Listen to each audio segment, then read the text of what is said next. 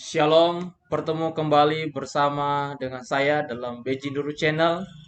Saat ini, sahabat-sahabat sekalian, kita akan membahas satu topik yang penting bagi eh, kehidupan kita, bagi iman kita sebagai umat Tuhan, yang saya berikan judul, Tuhan menyediakan makanan terbaik bagi manusia. Saat ini kita akan membuka Alkitab kita. Bagi sahabat-sahabat yang menyaksikan video ini, silakan buka Alkitabnya dan kita ikuti pelajaran yang sederhana ini untuk menolong kita lebih dalam lagi memahami akan firman Allah. Namun, eh, saya terus memohon kepada sahabat-sahabat yang belum subscribe, silakan bantu untuk subscribe dan bagikan kepada orang lain video-video ini agar mereka juga diberkati oleh Tuhan. Dan saya sudah bahas satu topik firman Tuhan dari kitab Matius pasal 15 ayat 1 sampai 20. Saya akan masukkan nanti di deskripsi, silakan ditonton. Itu juga membuka pikiran kita apa yang dimaksudkan oleh Yesus, bahwa apa yang masuk ke dalam mulut itu tidak menajiskan orang, tetapi yang keluar dari mulut itulah yang menajiskan orang. Itu sudah saya buat videonya, silakan tonton, ada di deskripsi, saya sudah cantumkan. Baik, eh saat ini kita akan membahas satu topik ini. Apakah Tuhan menciptakan segala sesuatu dan segala sesuatu itu adalah untuk kita makan, untuk kita masukkan ke dalam mulut, masuk ke dalam perut? Apakah semua tanaman, semua hewan, semua binatang di muka bumi ini Allah sediakan untuk menjadi makanan kita? Mari kita lihat satu persatu. Sahabat-sahabat sekalian, makanan manusia dan binatang telah disediakan oleh Allah pada mulanya. Manusia punya makanan tersendiri dan binatang punya makanan tersendiri. Kejadian pasal 1 ayat 29 memberikan sebuah penjelasan yang penting bagi kita untuk kita pahami, bahwa Allah menyediakan makanan terbaik bagi manusia, khususnya bagi Adam dan Hawa, manusia pertama di bumi ini, yaitu dari buah pohon, segala buah pohon dan buah pohon yang berbiji. Itulah yang menjadi makanan manusia. Sementara Allah juga menyediakan makanan terbaik bagi binatang, bagi makhluk hidup lainnya, yaitu semua atau segala tumbuh-tumbuhan hijau menjadi makanan segala binatang yang ada di bumi. Kejadian pasal 1 ayat ke-30. Dari dua ayat ini, kita bisa memahami Allah itu begitu bijaksana untuk menyediakan makanan bagi manusia dan juga bagi binatang. Allah tahu apa yang terbaik bagi manusia, sehingga Tuhan menentukan buah pohon yang berbiji menjadi makanan bagi manusia. Dan Allah tahu yang terbaik bagi seluruh binatang, segala binatang yang ada di muka bumi ini. Dikasih tumbuh-tumbuhan hijau. Tumbuh-tumbuhan hijau itu bisa juga kita kategorikan sekarang, yaitu seperti sayur-sayuran dan semua daun-daunan yang Tuhan izinkan bagi binatang untuk dimakan. Dalam hal ini, dalam ayat ini, kita bisa melihat sebuah harmonisasi, keserasian, kenyamanan, dan keamanan, kedamaian antara satu dengan yang lain, antara manusia dan binatang. Kenapa? Karena pada awal penciptaan, manusia dan binatang itu hidup secara bersama-sama. Hidup damai, hidup harmonis tanpa ada saling menyerang satu dengan yang lain. Kenapa? Karena manusia memakan makanannya sendiri dan binatang memakan makanannya sendiri. Manusia tidak memakan makanan binatang dan binatang tidak memakan makanan manusia, atau binatang memakan manusia, atau manusia memakan binatang. Tidak terjadi itu di Taman Eden. Sehingga suasana di Taman Eden, kehidupan mula-mula itu begitu luar biasa, begitu damai dan harmonis. Kenapa? Karena mereka makan makanan masing-masing. Jadi pada mulanya Adam dan Hawa, atau pada mulanya Allah menciptakan manusia, Allah tidak mengizinkan manusia untuk makan daging. Daging apapun, ya, daging apapun Allah tidak mengizinkan manusia, karena bukan itulah yang terbaik bagi tubuh manusia. Ada beberapa pertanyaan, atau ada beberapa sahabat-sahabat sekalian memberikan sebuah pertanyaan. Kalau Allah ciptakan seluruh binatang, atau berbagai macam jenis binatang atau hewan, kenapa Allah memilih-milih? Ada yang boleh dimakan dan ada yang tidak boleh dimakan. Nanti kita akan bahas itu. Yang menjadi dasarnya, sahabat-sahabat sekalian, adalah prinsip dasar Allah menciptakan seluruh binatang, segala jenis binatang di muka bumi ini, bukan untuk dimakan. Ya, tetapi Allah menciptakan dengan tujuan agar ada yang mengisi bumi ini, ada keseimbangan ekosistem yang ada di bumi ini. Dan jangan salah, binatang-binatang yang Tuhan ciptakan juga bisa memuji Allah, bisa memuliakan Allah dengan bunyi-bunyian yang mereka keluarkan, baik di pagi hari ataupun di malam hari. Jadi intinya adalah binatang itu pada awalnya bukanlah untuk menjadi konsumsi manusia. Tetapi oleh karena Adam dan Hawa telah jatuh dalam dosa, maka semuanya berubah. Makanan manusia setelah jatuh dalam dosa itu Allah tambahkan, bukan hanya buah-buahan dan yang berbiji lagi, tetapi Allah tambahkan dari tumbuh-tumbuhan yang tumbuh-tumbuhan hijau. Itu Kejadian pasal 3 ayat 18. Ini peristiwa setelah manusia jatuh dalam dosa. Pada awalnya tadi bahwa Allah memberikan tumbuh-tumbuhan hijau ini untuk binatang, tapi ketika dosa masuk ke dalam dunia ini, maka makanan yang harusnya dimakan oleh binatang diberikan menjadi makanan tambahan bagi manusia. Itu artinya bahwa sudah mulai terjadi ketidakharmonisasi. Sudah mulai terjadi ketidakdamaian antara manusia dan binatang. Karena manusia sudah mulai memakan makanan binatang yang dikhususkan oleh Allah.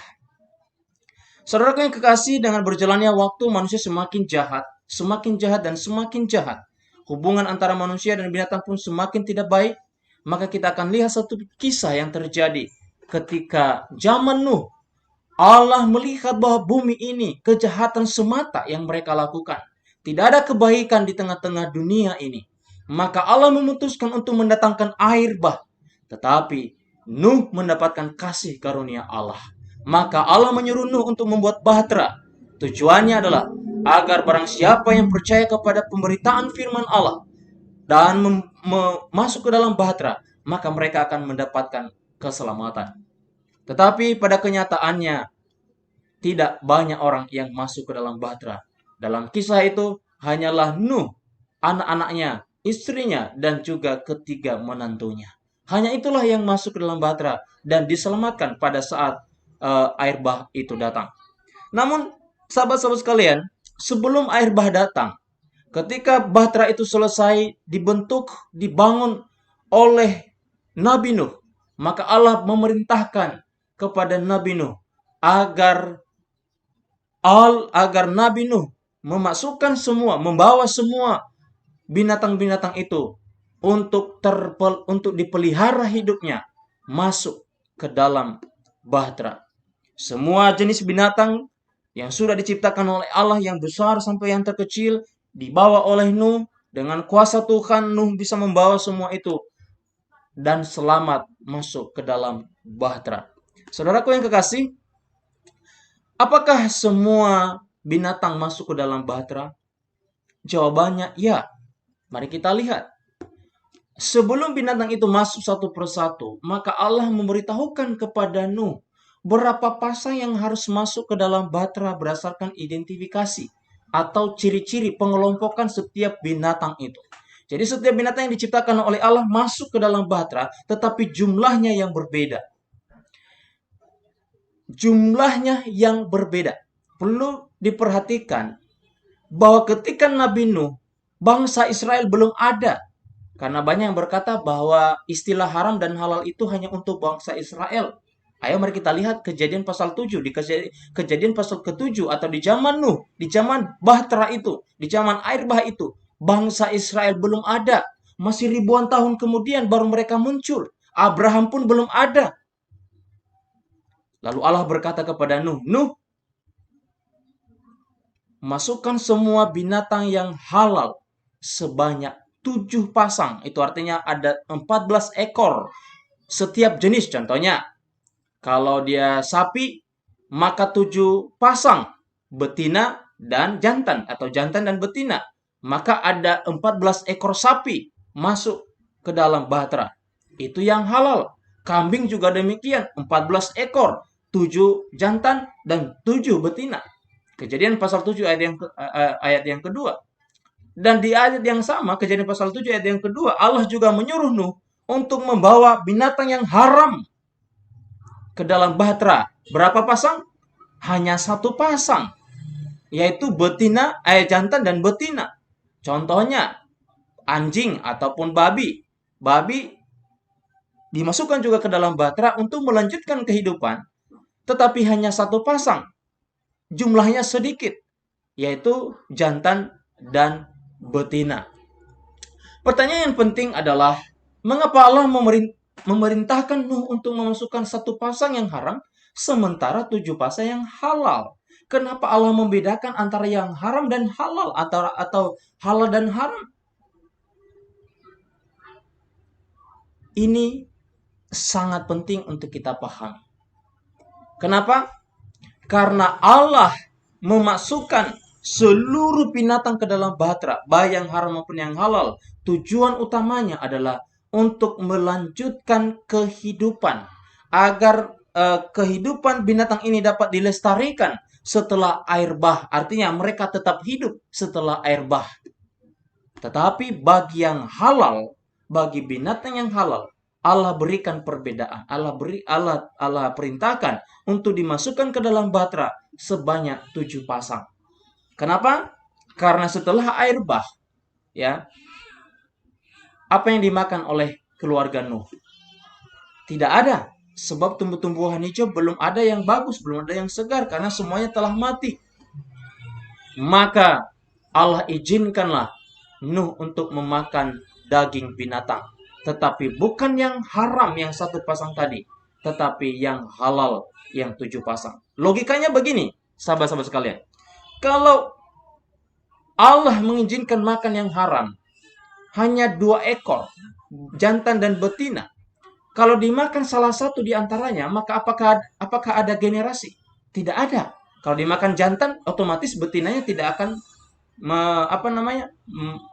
tidak akan beranak. Kalau dimakan betinanya, ya sudah pasti jantan tidak akan beranak. Tetapi Allah sediakan 7 pasang yang halal. Kalau dimakan salah satu ataupun 1 pasang di antaranya, masih ada lagi pasangan yang lain, masih ada lagi generasi yang lain untuk melanjutkan kehidupan. Saya ingatkan kembali bahwa istilah haram dan halal sudah ada di zaman Nuh. Allah telah ceritakan kepada Nuh. Allah telah beritahukan kepada Nuh. Dan Allah telah ajarkan kepada Nuh. Dan saya yakin bahwa Nuh juga ajarkan itu kepada anak-anaknya dan generasi seterusnya. Sampai ke zaman Abraham, sampai ke zaman orang Israel. Bahkan sampai sekarang ini. Kita tahu ada di dalam Alkitab. Setelah peristiwa air bah itu, maka beberapa ratus tahun kemudian muncullah bangsa Israel. Dan dalam kitab Imamat pasal 11 ayat 2-8, bahkan dalam secara keseluruhan kitab Imamat memberikan sebuah penjelasan yang spesifik, mendetail, ya, berurutan, lebih jelas. Tetapi perlu diingat bahwa bukan berarti karena baru ada daftarnya di kitab Imamat, Berarti Allah baru perintahkan umat manusia untuk melakukan firman ini dalam kitab Imamat atau dalam zaman Israel. Tidak. Saya sudah katakan tadi bahwa itu sudah ada sejak sebelum bangsa Israel di zaman di zaman Nuh itu sudah disampaikan, bahkan juga sebelum-sebelumnya. Nah, teman-teman sekalian, saat ini mari kita lihat Alkitab kita di Imamat pasal 11 ayat 2 sampai 8. Di situ diberikan kepada kita sebuah penjelasan yang sangat mendetail, sangat spesifik tentang apa saja yang disebut dengan binatang yang halal dan binatang yang haram, khususnya binatang yang berkaki empat. Ini khusus kepada binatang yang berkaki empat. Ada ciri-cirinya, apa yang boleh dimakan dan apa yang tidak boleh dimakan, atau apa yang halal dan apa yang tidak halal. Dalam Imamat 11 ayat 2 sampai 8, kalau kita ringkaskan, ada dua ciri-ciri utama dan yang terpenting untuk kita pahami adalah bahwa setiap binatang yang berkaki empat, dia disebut atau binatang itu disebut halal kalau memiliki dua ciri. Yang pertama, dia harus memamah biak dan harus berkuku belah. Tanpa memamah biak atau tanpa berkuku belah, maka binatang tersebut disebut binatang yang haram, dan binatang yang haram itu tidak boleh dimakan, tidak boleh dikonsumsi, bahkan bangkainya pun tidak boleh disentuh. Mari kita lihat contoh-contohnya. Contoh binatang yang berkaki empat yang halal dan yang haram. Sekarang kita masuk kepada binatang yang haram, yang halal, ya. Apa contohnya? Salah satu ada beberapa contoh yang saya kasih di sini, yaitu kambing. Kambing itu memiliki dua ciri khusus tadi yang ada di sini, yaitu dia memamah biak dan berkuku belah. Kambing memamah biak dan berkuku belah. Domba juga demikian. Kerbau, sapi, dan lain sebagainya. Masih banyak lagi binatang-binatang yang lain yang memamah biak dan berkuku belah. Jika salah satu tidak ada di antaranya, maka itu disebut haram atau tidak boleh dikonsumsi, tidak boleh dimakan. Tetapi dalam contoh binatang yang berkaki empat yang halal ini, semua binatang ini berkuku belah dan memamah biak. Lalu contoh binatang yang haram yang tidak boleh dikonsumsi, yaitu babi, anjing, kuda, kelinci, dan lain sebagainya. Masih banyak lagi contoh yang lainnya. Sebagian yang berkuku belah tetapi tidak memamah biak. Babi berkuku belah tetapi tidak memamah biak. Anjing juga berkuku belah tetapi tidak memamah biak. Demikian seterusnya. Nah, sahabat-sahabat sekalian, ini perlu kita ketahui. Dari contoh-contoh ini, kita harus paham bahwa Allah kita itu begitu bijaksana. Allah itu bukan Allah yang suka melarang-larang, tetapi Allah itu adalah Allah yang bijaksana, memberikan sesuatu kepada manusia yang terbaik. Ingat dari awal bahwa Allah sebenarnya tidak memberikan semua binatang ini kepada manusia untuk dimakan. Tidak ada satupun yang diizinkan untuk dimakan. Karena makanan awal adalah buah-buahan dan biji-bijian. Tapi karena jatuh dalam dosa, maka Tuhan telah berikan makanan tambahan, yaitu sayur-sayuran atau tumbuh-tumbuhan hijau. Dan karena air bah, maka Tuhan berikan makanan sementara, itu adalah daging. Tetapi oleh karena keinginan nafsu manusia, maka itu dimakan hingga sekarang ini. Dan Tuhan tahu, oleh karena manusia suka memakannya, ya, susah untuk meninggalkannya, maka Tuhan berikan apa? Berikan batasan. Ada yang halal dan ada yang haram. Nah, sekedar untuk kita ketahui bahwa sepanjang sejarah perjanjian lama, ketika umat-umat Tuhan di sepanjang kitab perjanjian lama memberikan korban bakaran kepada Allah, tidak pernah satupun atau satu ayat pun dalam Alkitab menyatakan bahwa yang haram dipersembahkan kepada Allah. Tetapi hanyalah binatang-binatang yang halal yang dipersembahkan kepada Allah. Ya, baik. Sekarang kita belajar tentang makhluk ataupun yang hidup di dalam air, yang halal atau yang boleh dimakan. Ciri-cirinya sama dalam Imamat 11 ayat 9 sampai 10. Ciri-cirinya ada dua juga, yaitu harus bersisik dan bersirip. Dua hal ini harus nempel kepada ikan yang hidup di laut atau di air atau di sungai atau di mana saja, yang penting di air. Kalau tidak ada salah satu, maka itu adalah haram, itu adalah najis bagi mereka yang memakannya. Kita berikan contoh yang halal di dalam air, yaitu ikan nila. Nila memiliki sisik dan memiliki sirip. Ikan mas memiliki sisik dan memiliki sirip. Ikan gurami memiliki sisik dan memiliki sirip. Ikan gabus, ikan kakap, dan lain sebagainya. Masih banyak contoh-contoh yang bisa kita lihat.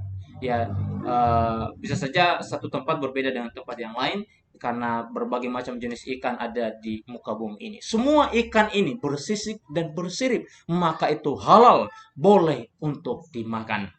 Tetapi ada ikan yang haram, disebut haram kenapa? Karena dia tidak memenuhi syarat ini, tidak memenuhi dua ciri-ciri ini. Dia tidak bersisik dan juga tidak apa? Tidak bersirip. Nah, ada salah satu yang hanya bersirip tetapi tidak bersisik. Contohnya ikan lele, bersirip tetapi tidak bersisik. Itu haram, tidak boleh dimakan. Udang demikian, belut, ikan patin, kerang, kepiting, dan lain sebagainya. Itu semua makanan atau semua ikan ini, semua jenis yang dianggap makanan oleh manusia ini, seharusnya itu tidak boleh dimakan. Karena Alkitab yang berkata, Alkitab yang katakan bahwa itu haram, tidak boleh dimakan. Untuk burung-burung atau unggas, yang halal yang boleh dimakan itu seperti merpati, ayam, tekukur, burung puyuh, dan lain sebagainya. Boleh nanti dicek Alkitabnya, Imamat pasal 1 ayat 14, Keluaran 16 ayat 13, dan Matius 21 ayat 12. Lalu yang haram silakan dibaca di Imamat 11 ayat 13 sampai 19. Saya tidak terlalu masuk ke dalam. Binatang yang merayap. Binatang halal harus memiliki pangkal paha untuk melompat. Ya, sedikit ada anak, yang nggak apa-apa. Lalu yang haram itu binatang yang merayap, bersayap, dan berjalan dengan keempat kakinya. Seperti komodo. Siapa yang pernah makan komodo? Kadal atau biawak itu haram. Buaya itu tidak boleh dimakan. Nah, itu haram. Najis. Tuhan tidak izinkan untuk kita konsumsi makanan-makanan tersebut. Kesimpulannya bagi kita, pada mulanya Allah telah merancang makanan apa yang terbaik bagi manusia, yaitu segala buah-buahan yang berbiji. Namun setelah jatuh dalam dosa hingga peristiwa air bah, maka Allah mengizinkan makan daging, memakan daging binatang menjadi makanan sementara. Meskipun demikian, Allah tetap konsisten dengan aturan sebelumnya, yaitu hanya boleh makan binatang yang halal dan dilarang makan binatang yang haram. Dan larangan itu bukan hanya berlaku kepada bangsa Israel. Sebelum bangsa Israel itu Tuhan sudah berlakukan, Tuhan sudah perintahkan. Dan setelah bangsa Israel pun itu masih berlaku sampai sekarang ini dan seterusnya. Allah tidak pernah mengizinkan manusia memakan daging binatang yang haram. Allah tidak hanya sekedar melarang manusia supaya jangan makan binatang yang haram, tetapi Allah memanggil semua manusia untuk hidup kudus. Imamat 11 ayat 44 sampai 45 katakan, jadilah kudus sebab aku ini kudus. Jadi Allah melarang itu supaya kita hidup kudus di hadapan Allah. Dan orang yang hidup kudus bukan hanya orang Israel, bukan hanya Nuh, tetapi generasi seterusnya termasuk saya dan saudara sekalian. Kita harus kudus sebagaimana Allah kudus di hadapannya. Setiap orang yang memakan daging yang haram akan kena hukuman daripada Allah. Silakan dibaca Yesaya pasal 66 ayat 17, itu adalah salah satu contoh.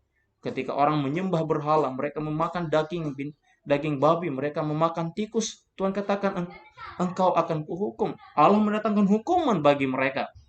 Nah, saya tidak mau dihukum oleh Allah. Dan saya bagikan pelajaran ini agar saudara-saudara juga tidak mendapatkan hukuman daripada Allah. Inilah menjadi pelajaran bagi kita. Kiranya Tuhan menolong kita untuk memahaminya. Jika ada pertanyaan, silakan tulis dalam kolom komentar. agar kita lebih banyak lagi untuk menambahkan wawasan kita, berdiskusi untuk meningkatkan iman kita lebih dekat kepada Tuhan semesta alam. Terima kasih banyak. Tuhan Yesus memberkati.